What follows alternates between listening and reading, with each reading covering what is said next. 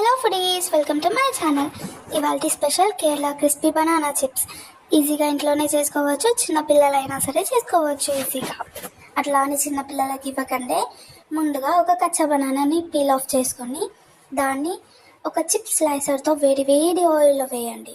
ఇంకో ముఖ్యమైన మ్యాటర్ ఏంటంటే చిప్స్ని కంపల్సరీ ఆయిల్లోనే తురమాలి. ఇంకోటి, ఆయిల్లో వేసిన వెంటనే కలపకండి, కాసేపు అయినాక కలిపితే క్రిస్పీగా కరకరలాడుతూ వస్తాయన్నమాట. తర్వాత అదే ప్యాన్లో కొంచెం ఆయిల్ వేడి చేసి కరివేపాకు, వెల్లుల్లి, ఆవాలు, దంచిన వెల్లుల్లి కొంచెం వేసుకొని కారం, సాల్ట్, పసుపు వేసుకొని ఫ్రై చేసుకోండి. ఇందాక మనం రోస్టెడ్ చేసుకున్న బనానా చిప్స్ ఉన్నాయి కదా, అవి కొంచెం దాంట్లో వేసేసి అటు ఇటు తిప్పండి. అంతే, కరకరలాడే క్రిస్పీ బనానా చిప్స్ కేరళ స్టైల్లో